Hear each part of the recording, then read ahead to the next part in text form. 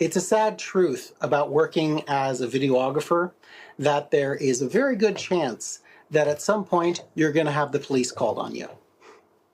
Many times you just will find yourself in a situation where somebody misunderstood why you were there, and instead of it getting worked out easily, the cops get called. It's just a misunderstanding. Most of the time, if you just explain it, figure out what's going on, you're fine. But it is something that you need to be aware of, and it's something that you need to prepare for. There are a number of tips that I've collected working as an event, small business, and social media videographer for years that I would like to share with you. So thank you for watching.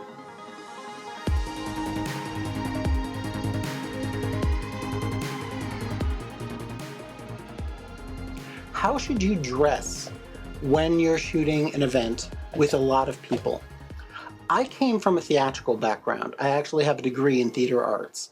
And one thing that I always loved about the theater is there's just a bit of visual trickery going on. There are many shows where the crew will come out on stage right in front of the whole audience, but the audience naturally knows not to pay attention to them.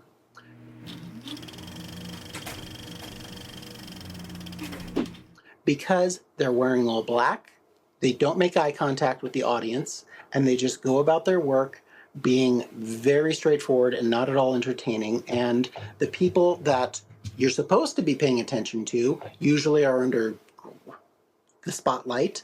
They usually are being very loud, and they're usually, telling their jokes. So why would you look at the crew? That same thought goes to doing video. I think that you should always wear all black, because if you're running around during an event, which you're probably going to be doing, it's a great way to signal to people, there's no problem, even if you have to hurry. It's like, no, there's no hurry, anything else. I'm just, doing my job. I just have to move a little quicker. And people just ignore you. It's a great thing to do, because when people aren't looking at you, that's when you can get great candids of them, and you don't have, say, a crowd of people looking at an event and one person just going. That'll ruin your shot real quick. Another point for safety, if you can, have every member on your team wear branded t-shirts with your company logo on it. That goes a long way.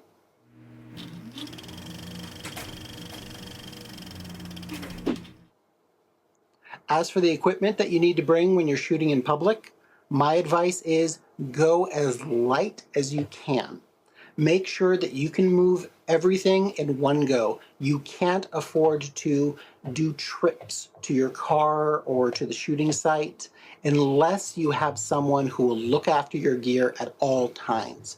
If you can get a good backpack that you can fit everything in, your tripod, your camera, all the lenses, and all the other accessories that you need, you're perfect. If you can wear that backpack while you're unpacked everything and you're actually working, that's great. But you need to make sure that you have everything on you. And when I say everything, yeah, that means everything. That means all the lenses that you need. That means your batteries and your backup batteries. That means all the incidental things you might need, such as duct tape for putting a mark on the ground or doing a quick fix on something that may have fallen apart. That means a first aid kit. That means a snack and a bottle of water. You don't know how long you're going to be out. And you need to make sure that all of these things are still easily packable and easily transportable. So you need to really look hard at your own shooting kit and what you need to do, and make some tough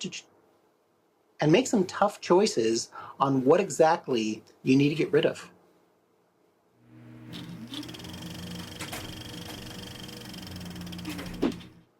Photo bombers, some of my favorite people in the world.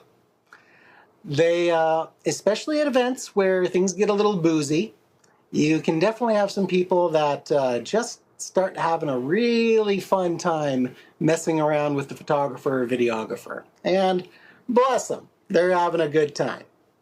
But you still need to know how to deal with them.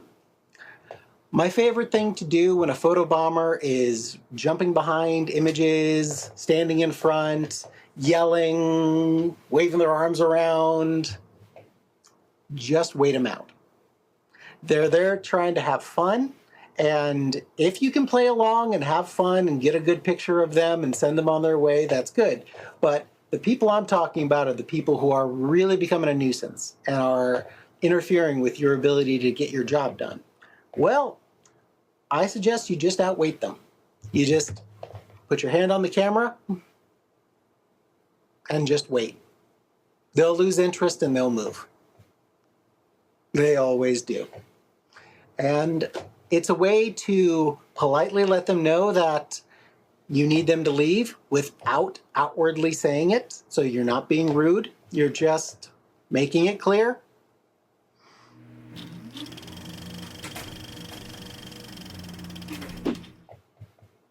On the more serious side, sometimes you'll deal with people who are concerned. And when I say concerned, it could be concerned that you are not supposed to be there. It could be a concern that there's a dangerous situation. It could be a concern about the parking. It could be anything. You always need to be polite. You need to listen and you need to answer these people's question.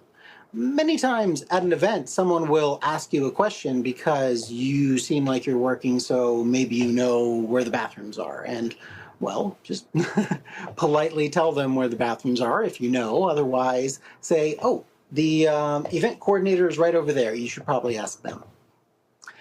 No problem with just bouncing them over to someone who would know better than you.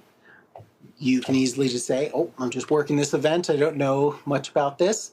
But the people who are concerned of criminality, you know, are you supposed to be here? Or, oh, is that right to do? Be calm. Explain to them that you do have a reason to be there. And if you don't, well, politely explain to them that why you are there. And if they ask you to leave, then you leave. But if you do have every right to be there, well, stand your ground, but do so nicely. You don't want people thinking that you're being rude. You don't want to alarm people. You always just want to say, okay, me and my team were hired to be here. We were asked to cover this event, and that's why we have all of our gear here, and that's why we're all here. And I'm very sorry if none of this was communicated with you. If there's anything that we can do to make this easier for you, I don't want to alarm you in any way. That goes a long way. Most people will calm down very quickly and be very reasonable if you just respond to them reasonably. And if somebody says something like, I'm going to call the police, well, it's exactly the same rule. Just stay calm, explain to them. If there's anything that you're doing that you shouldn't be, stop immediately. But if you're doing your job, if you know you're doing everything, then just keep doing it. And if the police are called, well, then you can very easily give your explanation to them.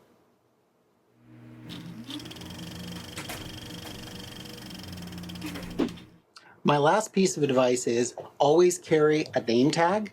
And if you can have these made up for all of your employees, that's all the better. And always carry your business cards. It is very disarming if someone is concerned about your presence and you say, well, here, this is who I am. This is what I'm doing here. I'm the owner of this business. Here's my information. If you have any concerns, I'm here to answer them. It also gives people a sense of who to talk to.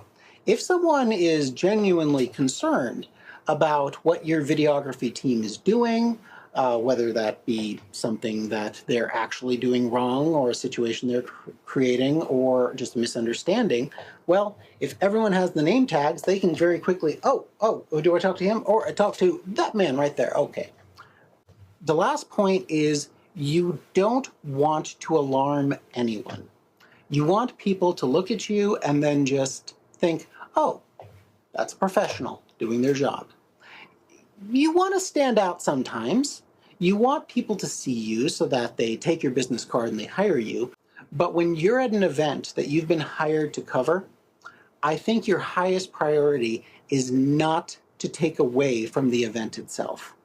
And all the tips that I've given you today are things that you can incorporate to make sure that you are respecting your clients and you're keeping yourself and your team safe at the same time.